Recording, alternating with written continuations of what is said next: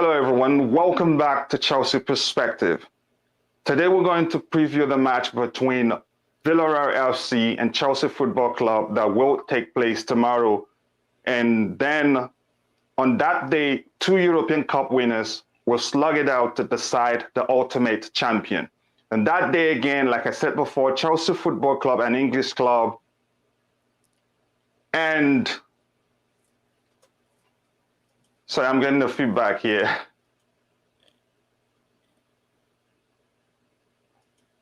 Let's sort that out, people. Give us 1 second. So on that day, like I said before, English club, Chelsea Football Club, the winners of the last edition of the UEFA Champions League, and Villarreal FC, which is a Spanish club, will both meet to decide who will be the ultimate European champions. And this is the match preview. Today in the studio with me, I have Nii Zion from BLUEClOUDS TV and RCBian Chelsea Fan TV, Ankit himself. And I also have Ishan, three of whom are great ardent followers of Chelsea Football Club, and they know the club very well. Guys, welcome to Chelsea Perspective. Thank you. Nice to have me here. Thank you. Thank you. Thank you. My pleasure. My pleasure. So, guys, we know it's a big day tomorrow for the club, and it's something that we do need it to break the jinx, because we've participated, on 4 occasions and have only won it once in 1998, and that doesn't sound like Chelsea Football Club. So, I'll start from you, Nii. Do you think it will be an entertaining game or a good game to watch, or one of those games where the managers play a tactical battle that end up, results to a boring game, or let me say an unwatchable game? How do you think it will be? Well, this is how I'm going to start it up. It's going to be absolutely fun. Imagining different style of play, like we have the English style and then the Spanish style, which they use to the tiki-taka.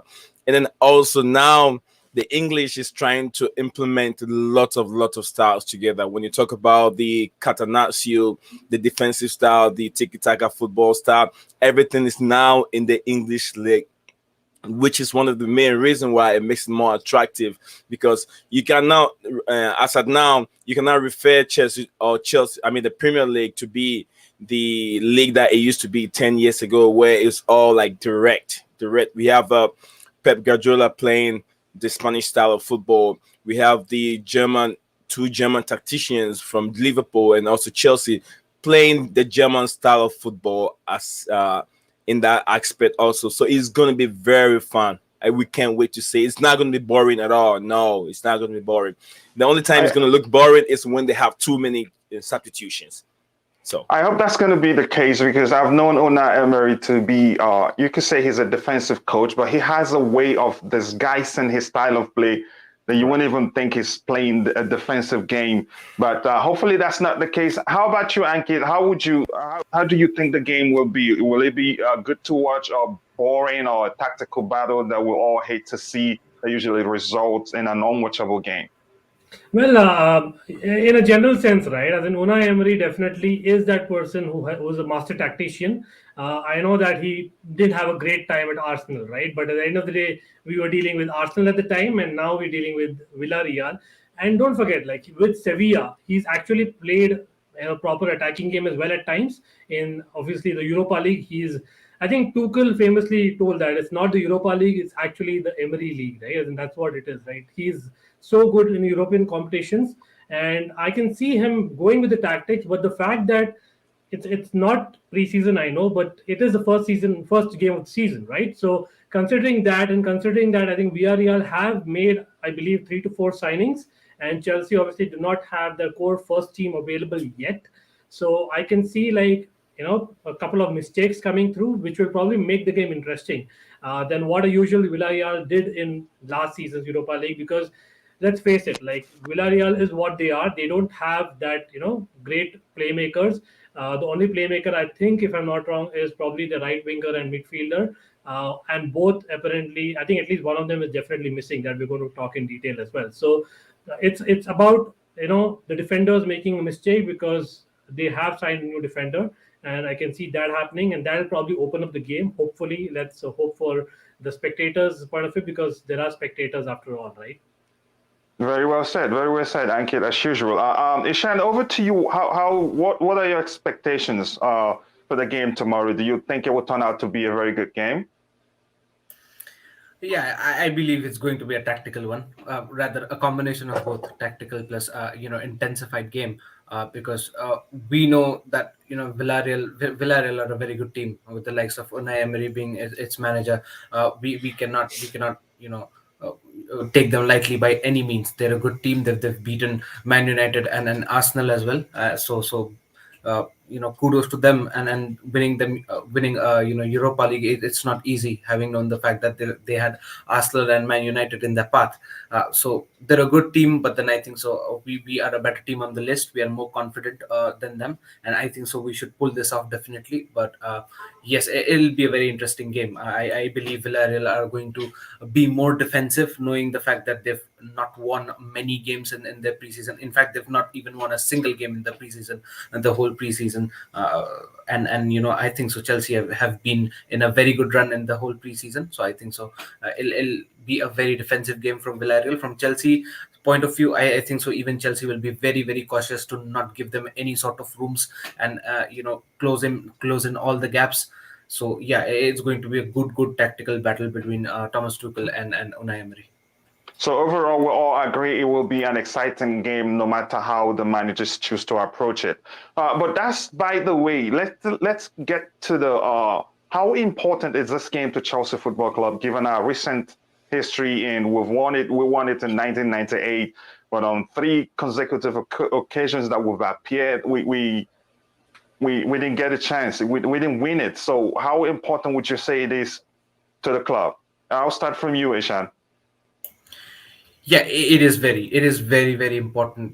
This is one of the competitions, just like you said, we won back in 1998 with by beating Real Madrid. After that, we had 3 occasions: one against Atletico, against Bayern, and then against Liverpool. We lost all of them. Out of all these 3 that we've lost, 2 we lost in penalty, which was very, very close game, and then 1 we were absolutely battered by Atletico Madrid. So yeah, I think so.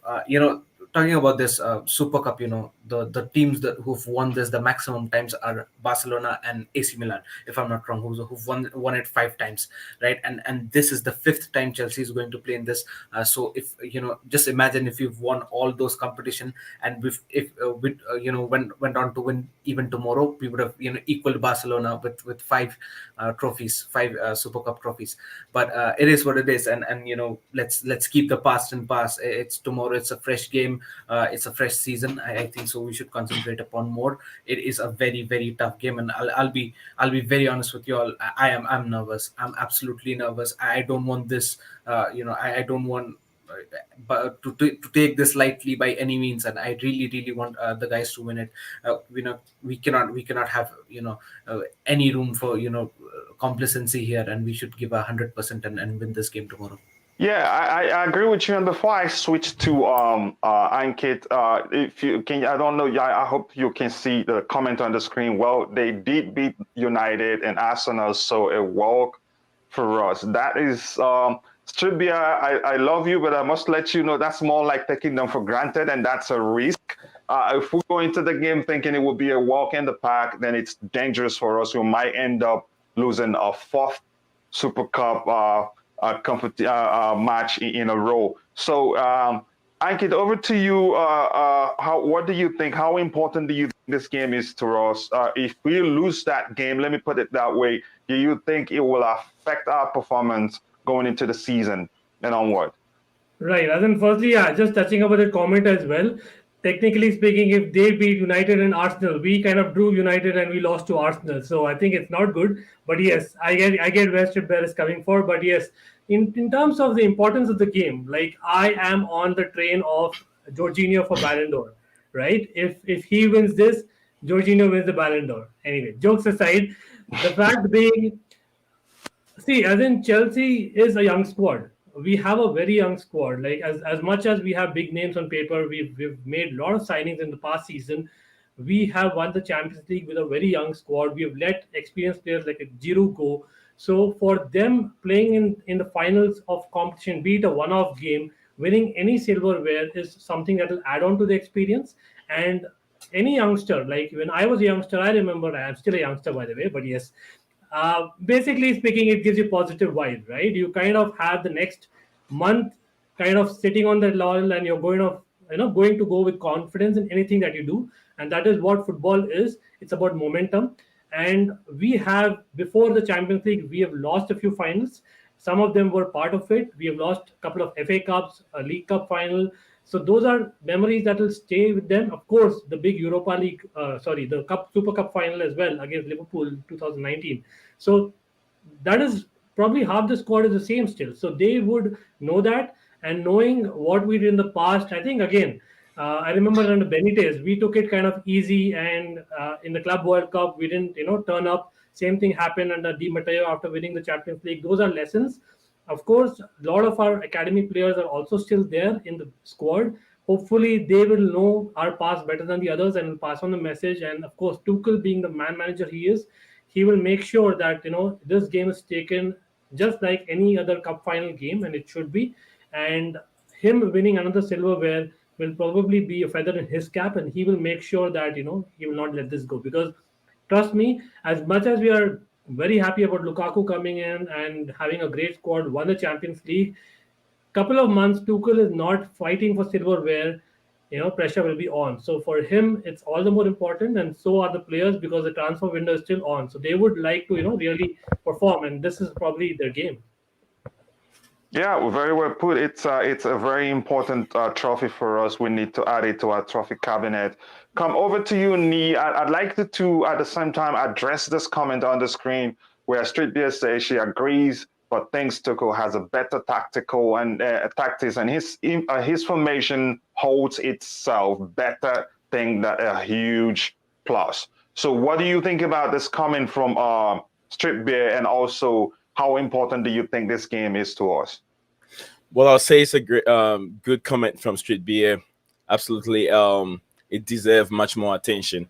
What I'll say about this is, we know our club very well. We haven't really seen a tactician as Thomas Tuchel in our club for a very, very long time.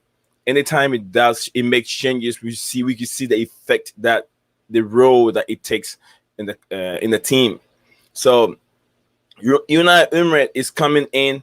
If he's going to come into this game negatively, he's going to lose, because if you look at our tactics and statistics that Chelsea finished the league with last season, that should tell you that Chelsea has all the ingredients, the machinery to break the Villarreal team down if they want to sit down, they want to sit back and defend.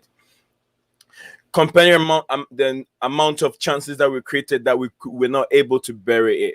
Unfortunately, I'm not sure if Romelu Lukaku will be part of the team tomorrow. I'm not so sure, but in my starting lineup that I sent out, I have him sitting on the bench. If in case he should be part of it. We want the word. Also, I watched Lionel Joel's video, and the thing that I said in the video was clinical. The most important thing in this game tomorrow will be clinical. If we are able to finish those chances that we create, absolutely, Villarreal has no chance in the first half. The game will be buried in the first half. And yeah, we cannot take the opposition for granted. We've seen that happen with Atletico Madrid. Although they were on top of their game, we could not match them. We have to be strong right from the minute start. When a whistle is being blown, we have to be strong. We have to be on top of our game. That is the only way we can win this game. You have to rush in for all 50-50 balls. If we don't start well, it's going to be difficult for us to win the game. If we lose momentum in the game, Villarreal will take over. With just one goal, they will defend to the end of the whistle or the end of the game. Yeah, that great comment there. Great, and I appreciate you taking the time to say that. I want to bring our attention to this comment here on the screen from Let's Talk Ball with Own. It says it would set a positive tone for the season and we would gain some momentum. I think under Mourinho, I didn't think he took it seriously. I think he probably did see it as a preseason game, and that you could argue was the reason why we didn't play it, take it seriously as we should. But this time I think something has to give. We have to win it to break that jinx because that's who we are. We win games. So do you think winning this game sets the tone for the coming season? And I mean, it will give us the confidence going into the season. What do you think, Nii? Absolutely. I will tell you, this game is very, very important. If we are able to secure the win and win the trophy, it gives other opposition team the fear to play Chelsea.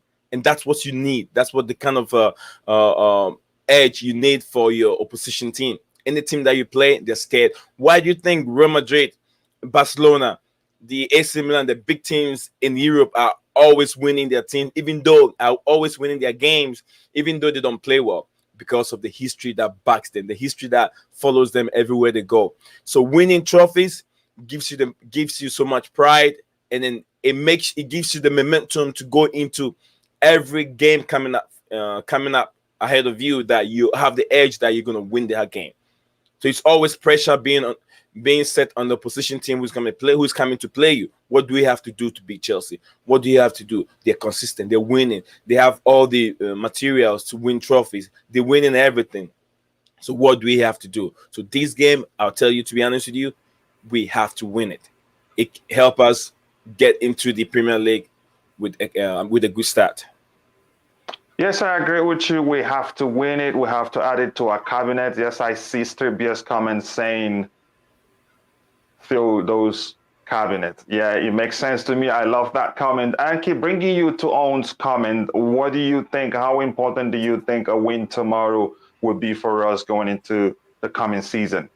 Right, as an on great comment there, definitely. And even I saw one more comment from Sodiraki. I think it says Andreas Christensen. Like, again, it's about the youngsters kind of, living these experiences. Say a person, I'll take Christensen as an example, right? So Christensen is a player who has everything in him. He can be the best defender. He can be the next Thiago Silva, the Virgil van Dijks of the world, right? Again, the physique is not yet there, but he's getting there. Having said that, what will really change in the way he thinks? Winning trophies. They turn into men from boys, and after all, at the end of the day, winning trophies is what gets you to the next level, because winning is a habit. So the more you win, you probably will not like to lose. The moment you lose, and that's where you go negative. And as Chelsea Football Club, that is in the DNA. I think the moment Thomas Tuchel came, from the very first press conference to today, right? Every press conference he's spoken about winning trophies, and that is what he's instilled in the team. And I'm glad that we won the Champions League even after losing that FA Cup final, because I think Leicester City was a great example. That match probably we should have gone on the front foot right in the first half, and that's where we probably lost the game. That mistake, hopefully, we will learn from, and we will not do that again tomorrow, and we'll probably win it this time, and it'll definitely help. And we have what, Palace in 2 days time after that. So trust me, we have to win that game as well. So winning this would get that positive vibes for sure. I think we can all agree that it's important that we win the game tomorrow. And after all, we have just a few days before our first game in the season. Ishan, coming to you, because anything can happen in football. In the event that we lose that game, if we by any means, let's say if it happens that we lose the game tomorrow, do you think it will affect our performance going into the season? No, because it's just the beginning of the season. But yes, it's a very, very important game to win. I'm not sure why people are neglecting this trophy so much. It's a difficult task to even reach the position where you wanna play a Super Cup. You either need to win a Champions League, or you either need to win a Europa League. It's not easy, anyways, right? And look at the way many teams try to win this trophy, and they cannot, because it's hard to reach there. Same goes with Club World Cup, FIFA Club World Cup. You need to win big things to even reach there. It's not easy, and I'm not sure why people undermine it. Maybe it's because of the odd timing of this competition, of this match, that it comes just after the preseason friendlies, that people try to neglect it. But the thing is, I think so it's as important as the Champions League final. It's a one-off game. Anything can happen. Yes. You know it can go either way. The game can go either way, but the thing is, you need to give your 100%, and there's no room for complacency at all. It is, sometimes what happens is that teams try to try to be very lenient with it, and they play many preseason friendly match and try to take the momentum same way with the Super Cup final. And just like you mentioned earlier, that during Mourinho times it felt like we were just playing a friendly, we did not give 100%. So that's the thing. People try to take the there are teams who try to take the momentum of friendlies, go into this match, and then again bottle the competition. So there's absolute no room for complacency. And even I think so this time Thomas Tuchel is very much focused. He wants to win this thing, and this trophy definitely counts. It is a very, very big trophy to win for us tomorrow. Great point. You make something I highlighted from what you just said is people seem to forget how hard it is to get to the final of the Champions League final or the Europa League, to even get the chance to play in the Super Cup. So when people talk about the Super Cup, they seem to overlook how hard, like you said, or how difficult it is to even get the chance to participate. So we should start taking that competition seriously, because getting there in the first place is a tax.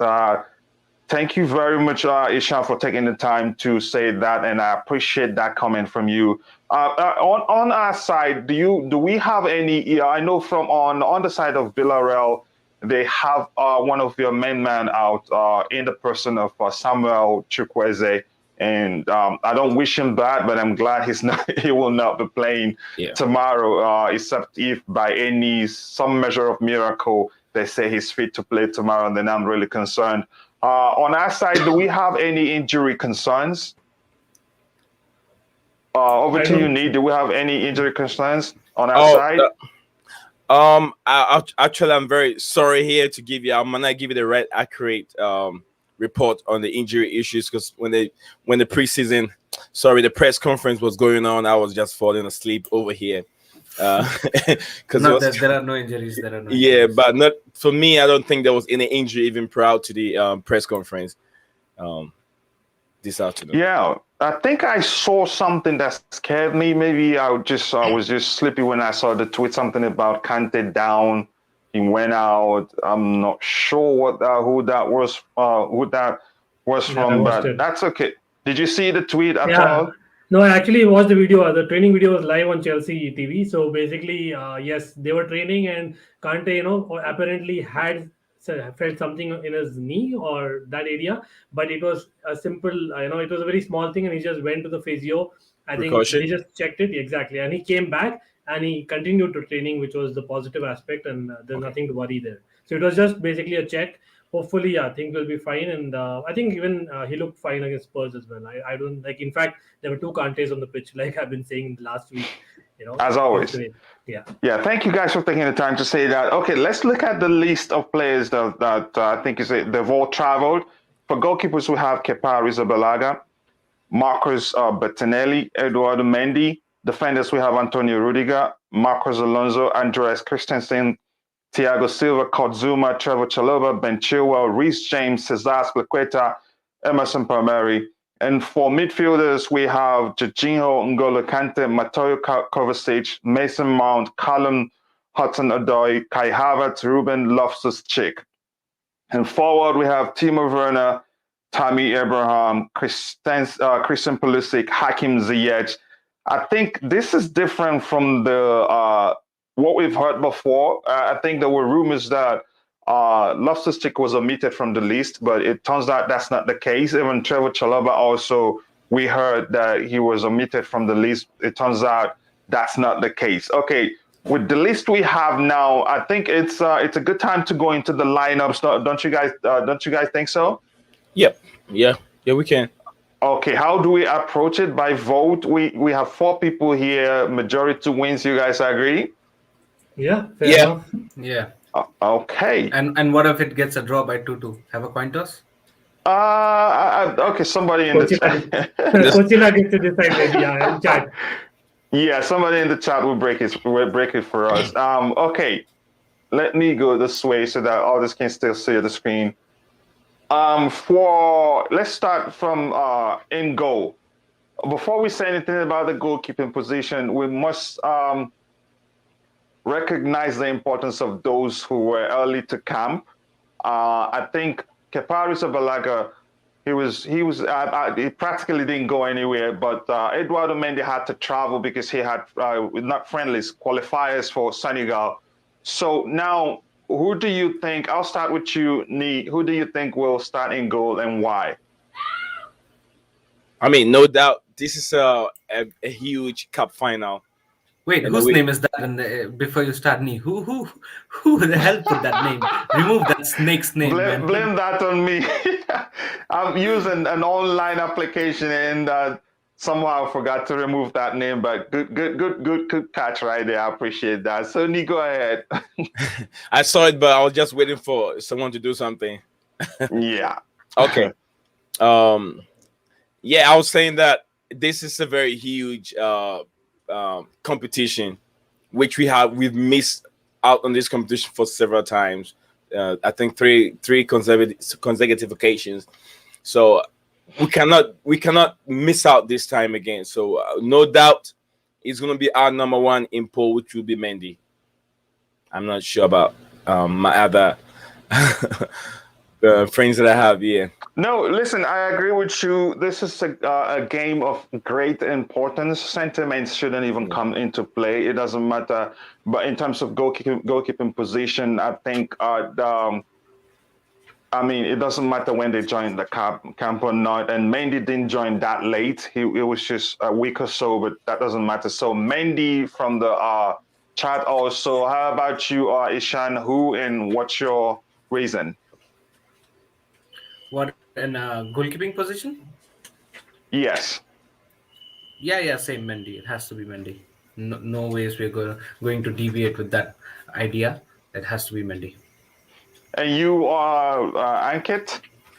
I thought Tuchel was probably saving Bettinelli for this game, no? Anyway, I think, yeah, definitely. As in Mendy, I'll tell you the reason. Because I think Leicester game was a learning, right? That game, trust me, those few inches, make a lot of difference. Size does matter, as they say. But yeah, definitely for me, in terms of goalkeeping position, I think it's got to be Mendy. And I think for goalkeeping positions, one of those positions where it really does not matter whether you've had like 1 month of training versus say 1 week of training. It's all about the focus. And knowing the goalkeeping coaches that we have, I think Mendy will be in the right frame of mind. He's got a couple of games. I think he's good to start and he should start. Yeah, great point there. I appreciate that. Okay, let's switch. Did I miss anybody? And the chart, I considered your inputs. Street Bear did say Mendy. And who has said Mendy? Sadiraki said Mendy. And somebody gave me a very serious one, and he says, drop the you know what. And we all know who he's referring to. Okay, Josh, thank you. I got your point, and I did just that. So we're going to the right center back. I'll start with you, Ankit. Who do you have in mind and why? Yeah, so again, like it might be a little bit controversial, but I have faith in Zuma. Kurt Zuma is whom I'll start.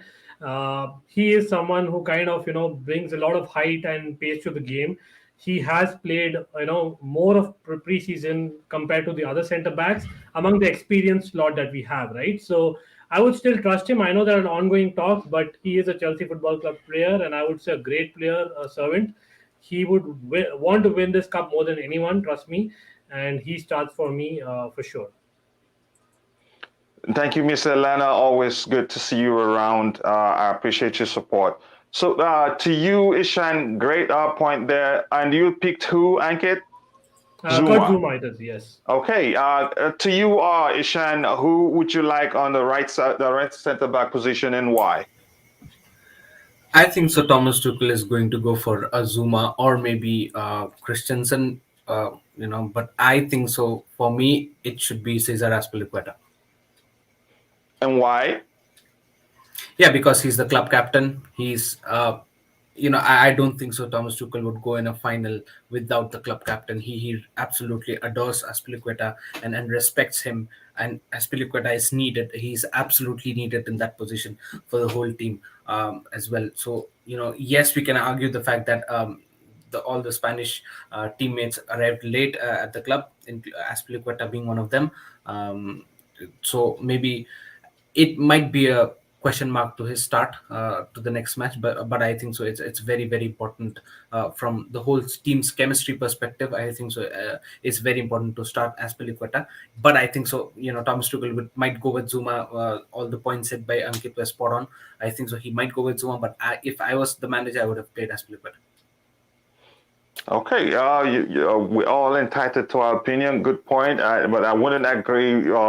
The aspect of your comment that he should be starting because he's just the captain. There are other factors you'd have to consider. Those who's been in camp before him. I think that comes into play in terms of who starts first and how good the player is. But I agree, Azpilicueta will always put in 150% and he's always fit. But in this case, I don't think captainship role comes into play, and I hope that doesn't come across to you as so thank you. And Nii, over to you. Who is your choice in the right center back position and why? Right center back position. I know Tuchel's favorite. It's either I'll go with Christensen. I'll go with Christensen over there because of the area ability, his height, trying to clear balls from the back, with helping out with the back three because of we're playing with a back three, and the height of Jorginho and N'Golo Kanté will not really help that much defensively if you bring in someone that is a little bit shorter. So we probably will go with the height defensively. So I'll go with Christensen. So you say Christensen, Ishan says Azpilicueta, and Ankit said Zuma. So it's all okay. It's everywhere right now, and people in the chat ask me for. Coachella, I have a suggestion to make right now.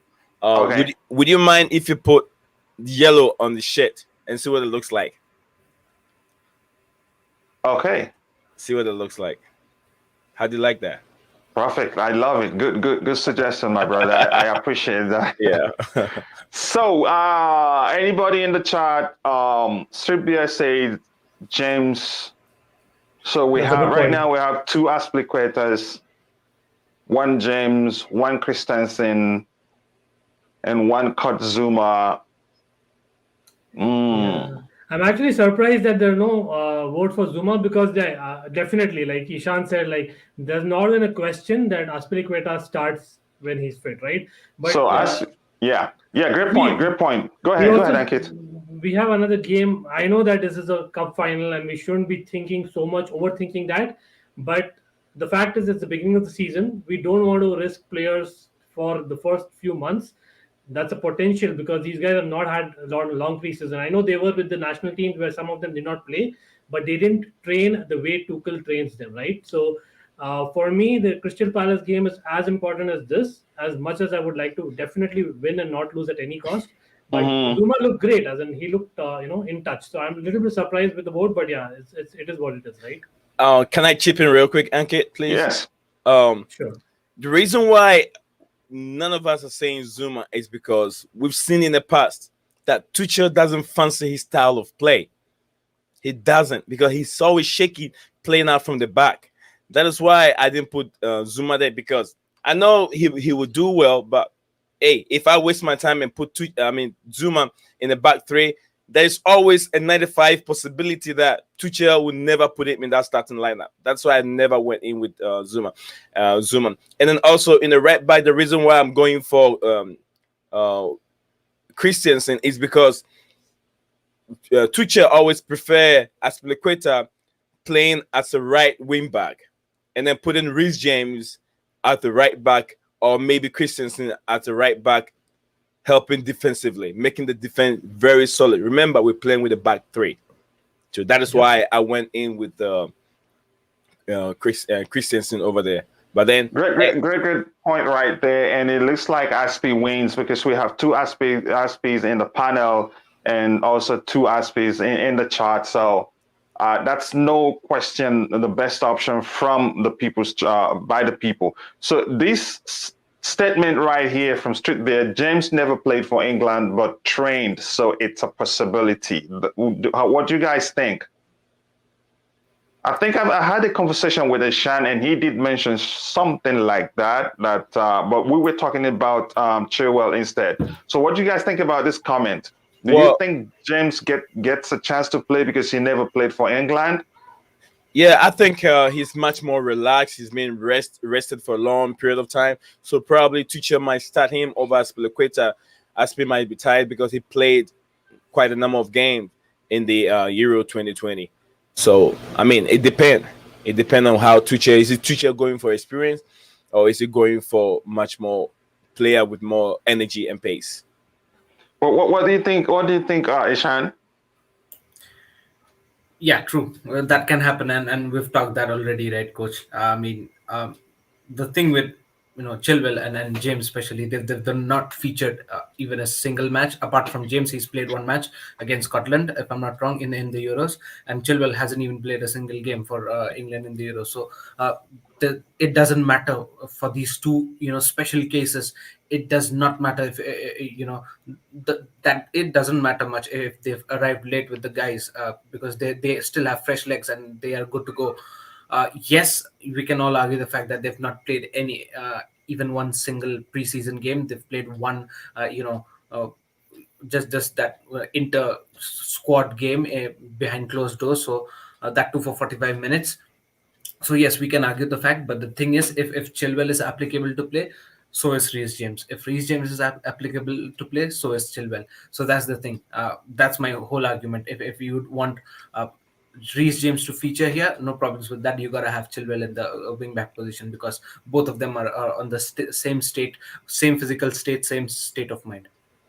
What do you think, Ankit?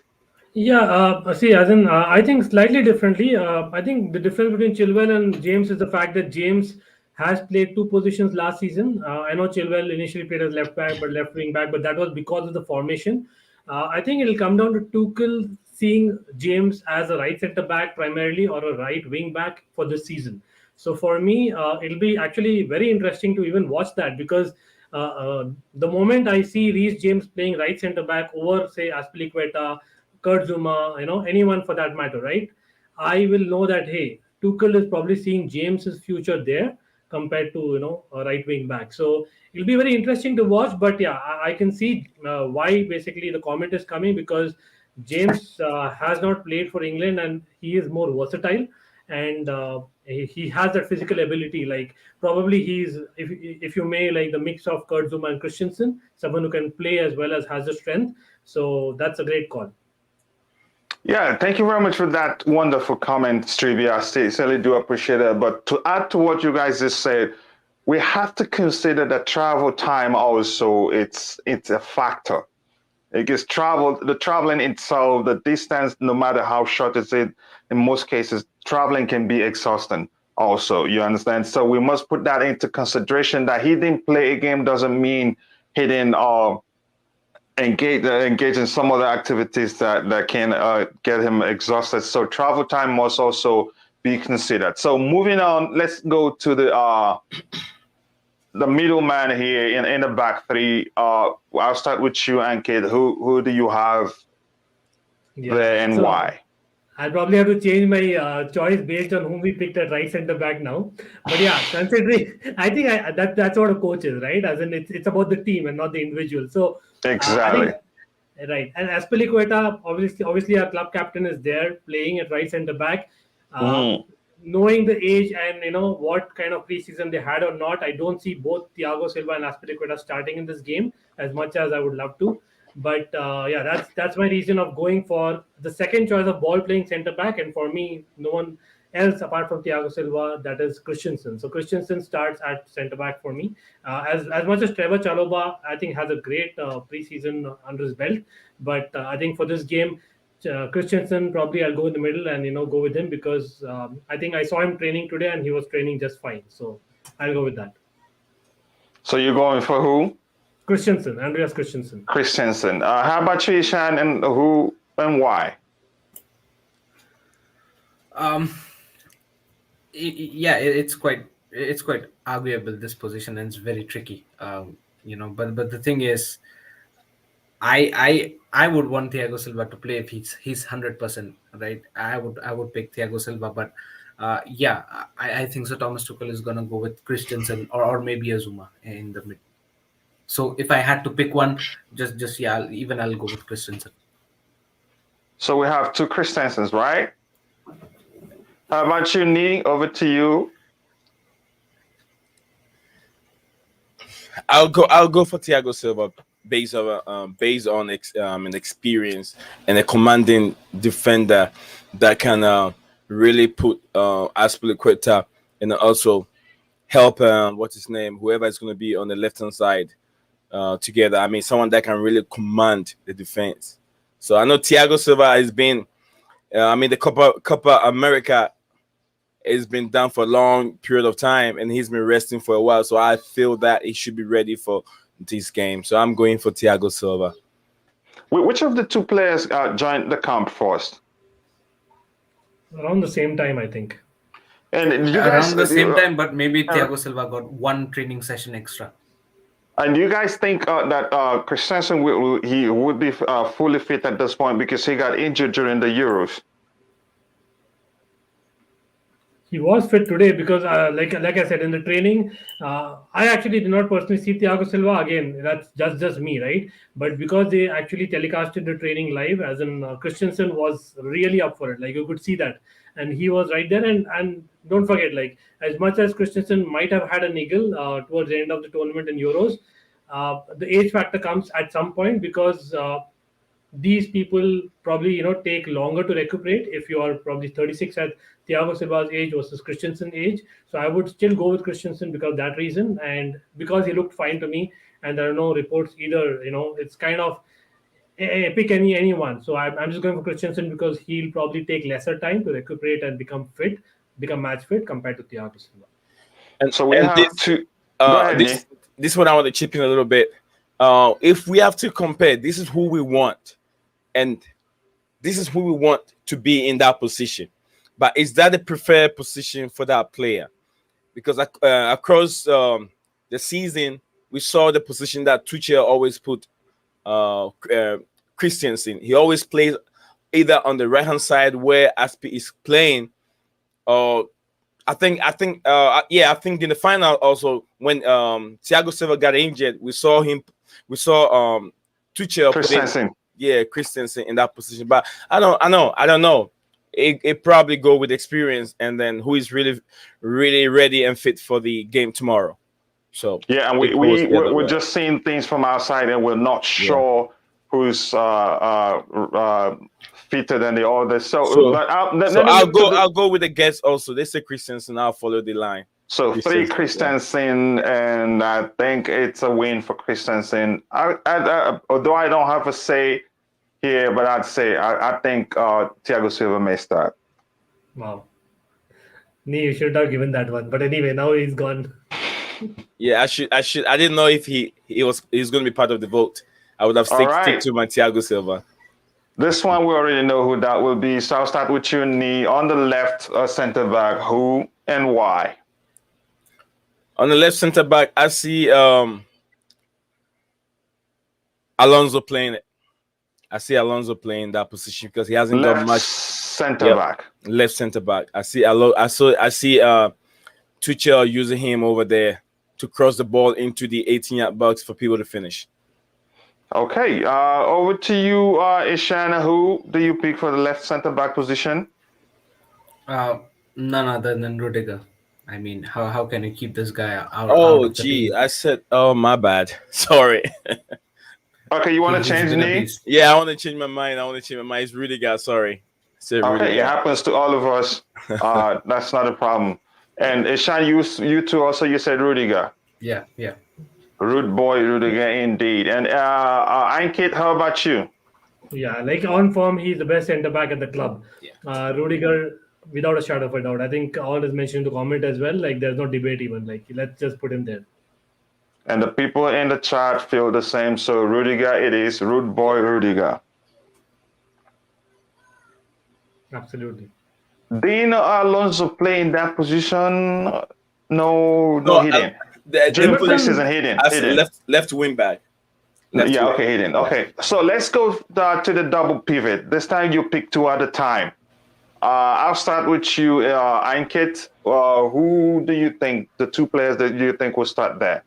Yeah, like even generally in the season, right? There's always like one of Kovacic and Jorginho plays and Kante if fit plays, right? So Kante, without a shadow of a doubt, will be going there. Obviously, the second person is also Kante, but we'll probably have a third midfielder in just in case. I think it's got to be Kovacic because of the fact that Jorginho has played the final. He's come in late. He's got a new hairdo. He's probably still getting there. So the hairdo comes into play too, right? Absolutely. You know what? He's got to get used to it. And don't forget, there are spectators there. So even they need to get used to it. But yeah, as in Kovacic definitely, gets in because he's had a couple of preseason games and he's looked good. Like he looked fit as well. And Kante, that scare that he had in training today was just a scare and he starts without a shadow. It's Kovacic and Kante for me. Yes, good choice and good point there. And before we continue, I'd like to say immense great thank you to everyone in the chat. My good friend and queen of all streams, Street BA, my other friends, Sodaraki, Let's Talk Ball with Own, and every other person in the chat, wherever you're watching from, Facebook or whatever platform you may be on. I'd like to say thank you to you, and I appreciate your support. Ishan, to you, the double pivot. What are the pairing for you and why? Yeah, it has to be the same what Ankit said, Kovacic and Kante.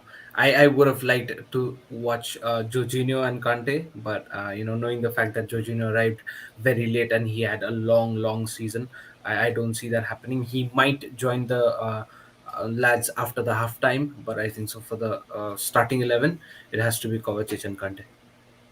Awesome, great point there. And Nii, give us your combo in the double for the double pivot and why. Yeah, I'll go with the same players, Kovacic and Kante, and same with the same reason that Ishan just gave. What's his name? Jorginho arrived very late, so yeah, that gives so much more opportunity for Kovacic to chip in and then play with Kante. Okay, I'm going to put Kovacic on the right, left-hand side and Kante on the right-hand side, but I don't think it really matters. Okay, great pick there, and I think the people in the chat, they all agree with us. Kante, Kova. Okay, and that's it. Okay, for the left wing back, Nii, your choice and why? The left wing back, I'm going for Alonso. I'm going for Alonso because of his area ability and how good he can strike the ball. I mean, we don't have to worry so much about pace because we know we have Rudiger, and then we're gonna have another good player up front, which we all know that can help out with the pace if Alonso loses his pace. So yeah, Alonso is also very good on the ball and who can also swing passes together and also have good crosses going into the 18-yard box for players to finish with the height of if I have this player in the 18-yard box, that would be very helpful for Alonso's crossing, which is Kai Havertz's header. So yeah, I prefer Alonso in that position. If it's not going well, then we can bring in Ben Chilwell second half. I have to say, great choice and great argument on why he should start. Over to you, Ankit, your choice and why. Yeah, I'll have to go with neither because I think Alonso, as much as he's definitely not a defender anymore, but a great attacker. He's more of an attacker for me.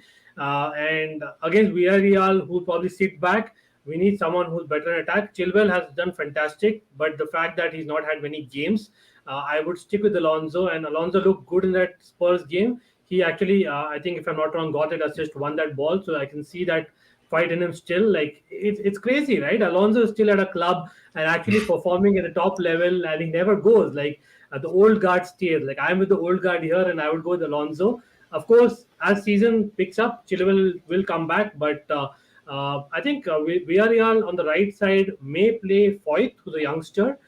Again, he's more of a centre back, so we need more of an attacking left back. I think Alonso would probably fit in better, seeing the context of the game. Great point, Ishan. To you, I know you haven't picked your choice. Who would you want in a left wing back position? Yeah, I'll go with the same. Marcus Alonso has to start. Although I would have wanted Chilwell to start because I rather see Chilwell bringing up better qualities than what Alonso can bring at that position. Because for the last season, Chilwell has improved a lot in that wing back position, and for the next season as well, he's going to be the regular starter in that position, I assume. So it has to be Chilwell for the coming matches, but then for Super Cup final, it has to be Alonso. Yeah, I think everybody in the chat they agree with us, and I think Alonso will be the most logical choice, given that he's been in the camp even before weeks before the return of Ben Chilwell and Emerson also, who arrived late because of they made it to the final of the Euros, so it makes perfect sense for that position to be occupied by Alonso. And I'll start with you again, Ishan. On the right-hand side, who do you think will start the right wing back? It has to be Callum Hudson-Odoi. It has to be. The player made his mark. The player showed what can he do, and he's improved definitely. He's played in fact, he's played every preseason game in that position, right, in the right wing back position, except one game where we had seen Christian Pulisic swap with him in that position, and we had Hudson-Odoi play in the left side. So yeah, that's what it is. I mean, Hudson-Odoi has been such an impactful player for us in the whole preseason, he'll be very important. You cannot keep that guy out. He's showing that impact, he's showing that pace, and he's showing that intensity in the right channel, and it's very, very important, not just from Hudson-Odoi's perspective, but also from Chelsea's tactical perspective as well. It is very, very important to bring the fluidity in the formation. Hudson-Odoi is very, very important, and not just for tomorrow's game, but I think so for the season as well. It seems like Thomas Tuchel is trying to shape Hudson-Odoi for that right wing back position. Great choice there, and great argument on why he should start in that position. And I just want to appreciate Chris. He's always trolling. He always likes trouble with Chelsea fans. Chris, welcome to the stream. I appreciate your presence, mate. Thank you very much for finding time to be here with us. That's great to see. Now, over to you, Nii. On the right wing back position, who do you have in mind and why?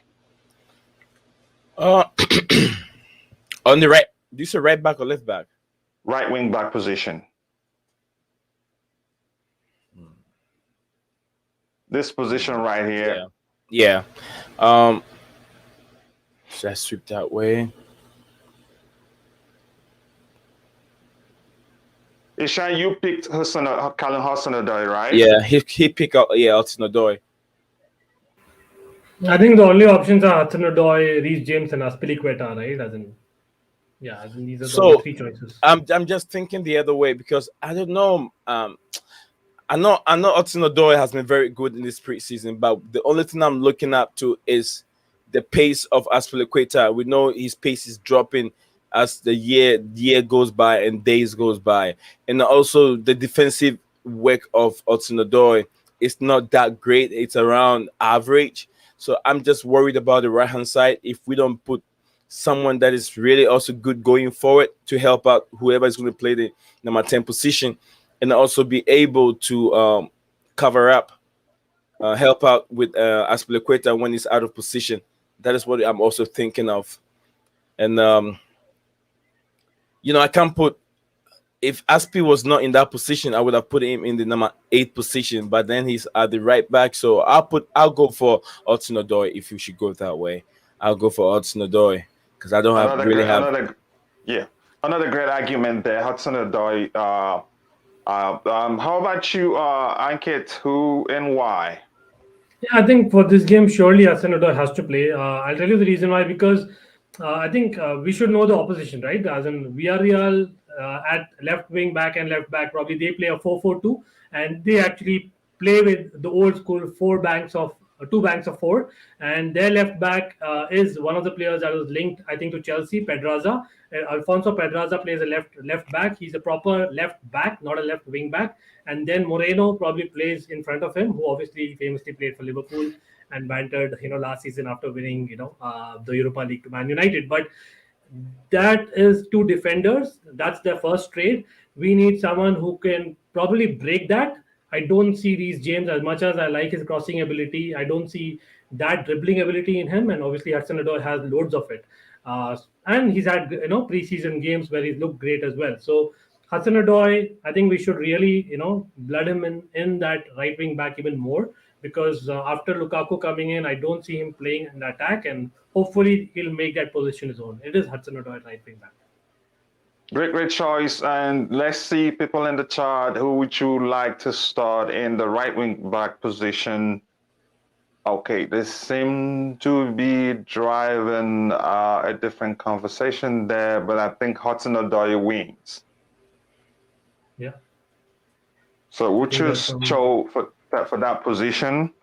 And it's a great choice given he played there during preseason matches and he was great. And Chris, I agree with Strip Beer. Your club is right now looking like a top 4 contender. You've made some great signings, and good luck to you guys. We'll see what happens. And right now we'll go to the 2-10s or 2-8s. It depends on how manager wants to deploy them. I'll start with you, Ankit. Give us the two guys you think will start in the 2-10s or 2-8s if you like. Right. So again, my guess is because Kai Havertz in the last 6 months has turned into a striker, so I wouldn't pick him in that number 8 or number 10 that you're calling. But definitely for me, the man of the preseason, player of the season has been Hakim Ziyech. He starts, obviously, the fact that he brings a left foot, different quality that may be needed to break that Villarreal side. So Hakim Ziyech starts on the right hand side for me, and on the left hand side, I'll go with the left forward in Werner. And I agree actually with Let's Talk Ball with on totally there. I'll go with that front three.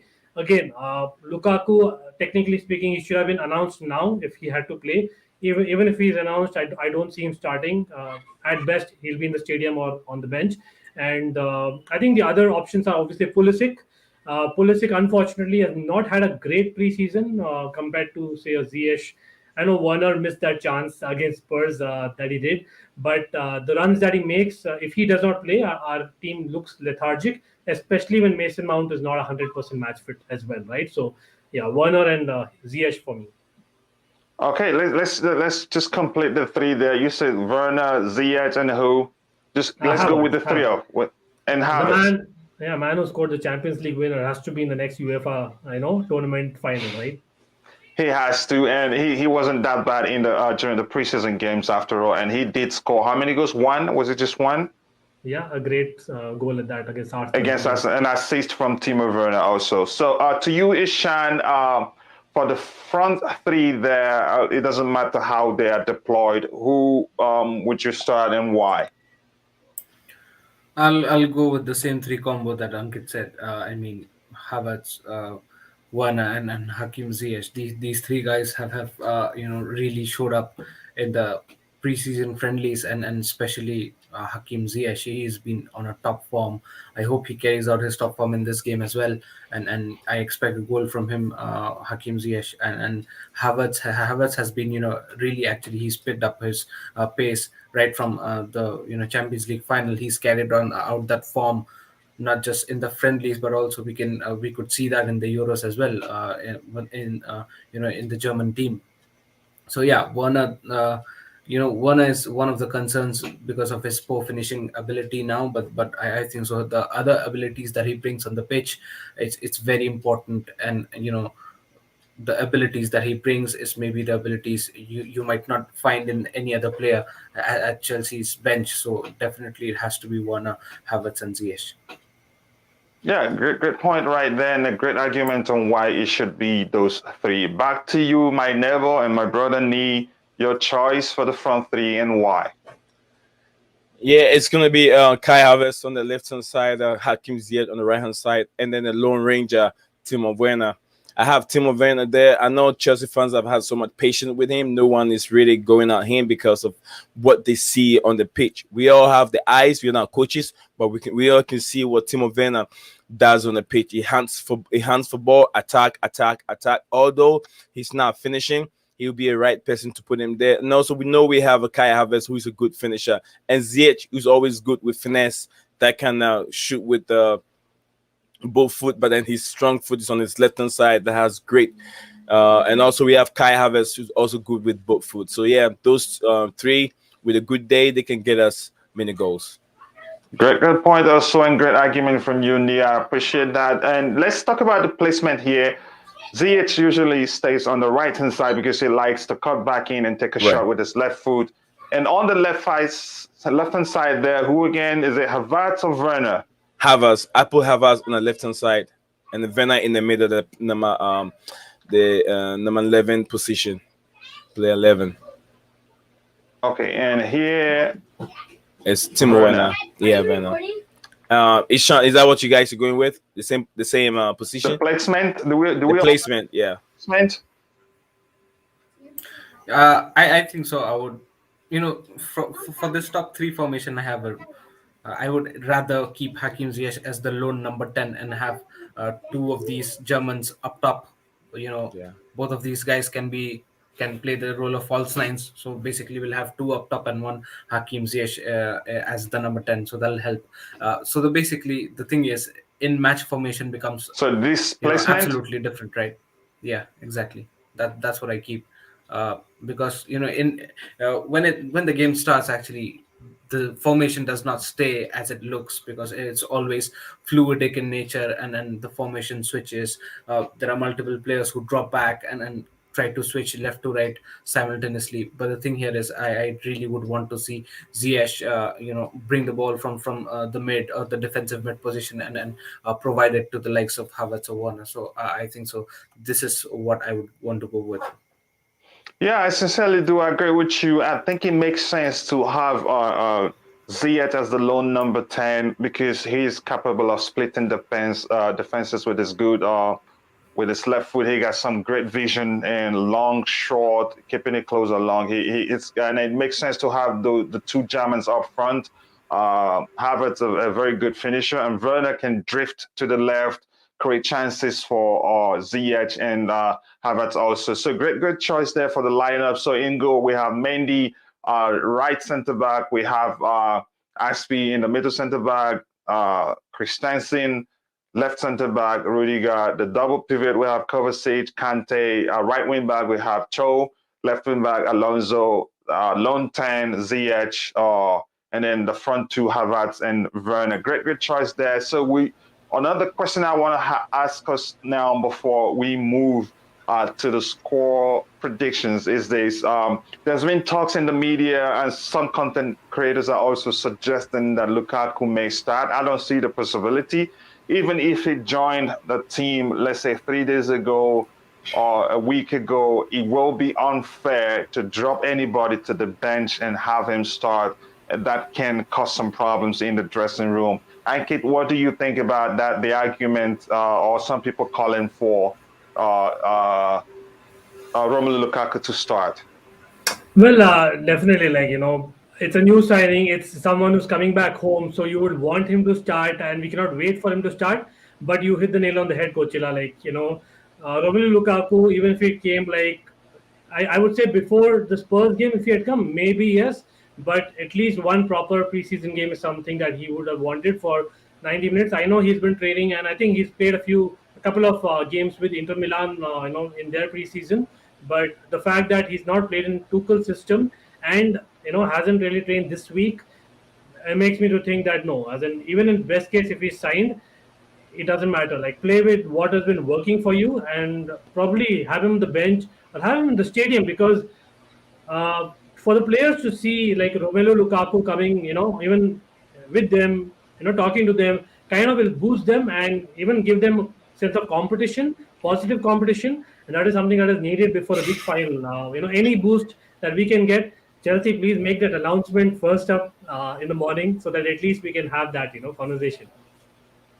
Yeah, great point right there. And how about you, Nee? What do you think about the call for Romelu Lukaku to start? And like I said, even if I joined the team a week ago or so, it would be unfair to drop any player to the bench and have him start.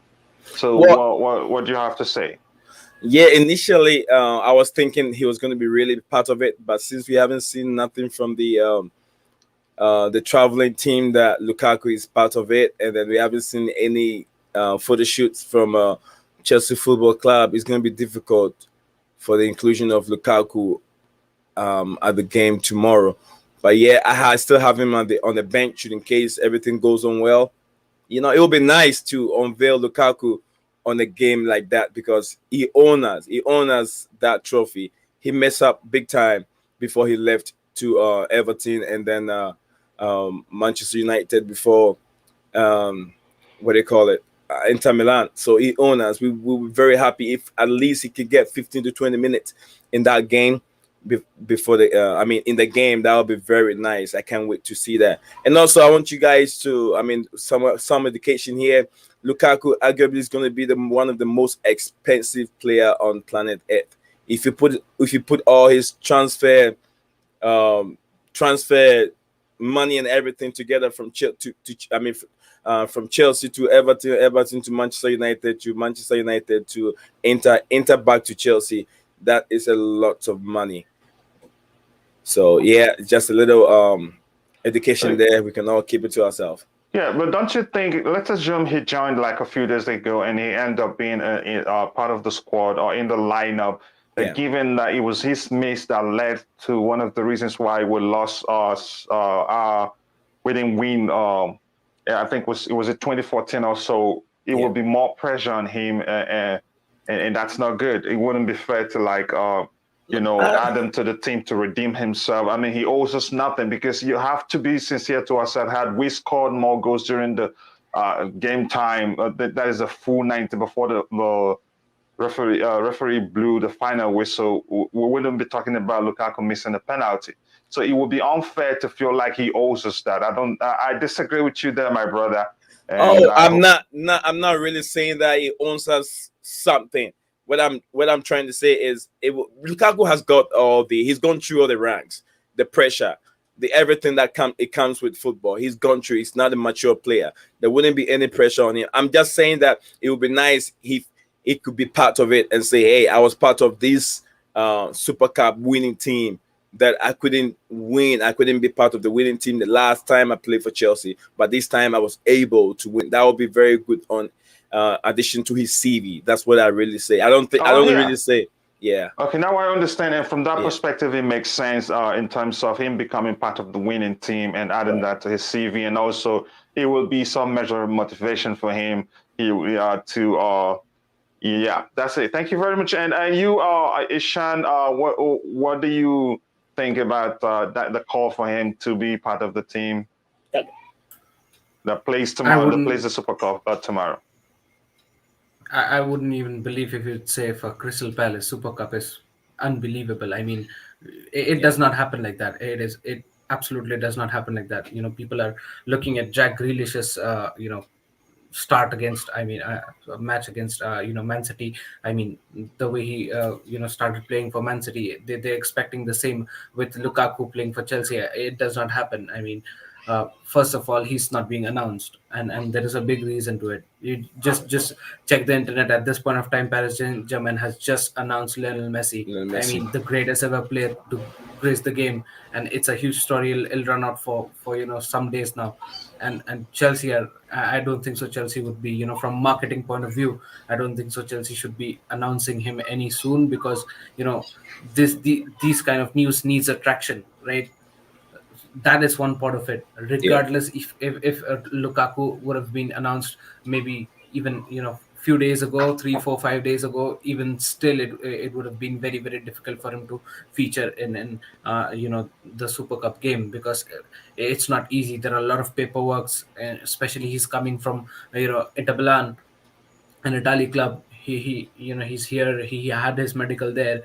He'll have another checkup here. Once he comes here, he'll have his paperwork done. He had his paperwork done in Milan itself. He'll come here. all other some he'll be having some individual training sessions. After the individual training session, he'll meet up with the lads, and he'll have some good training session with them as well.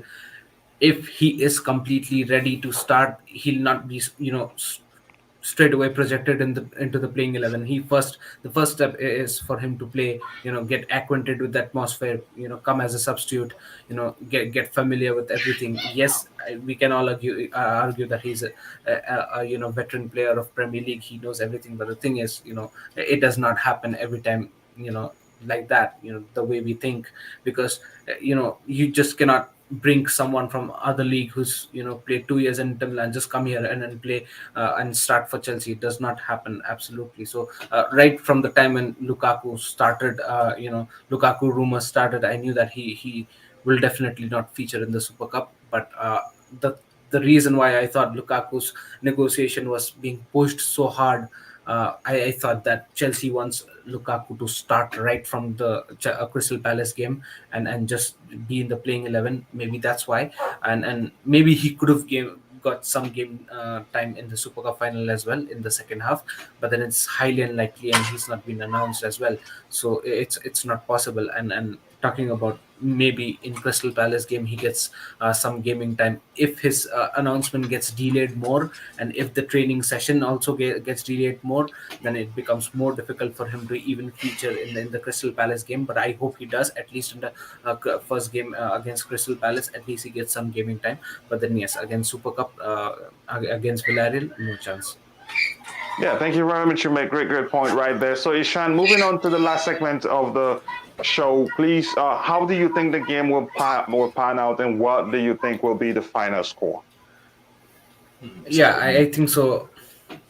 Chelsea should be dominating tactically. I absolutely believe in Thomas Tuchel's, tactics, his gameplay, and I think so. The player should be focused.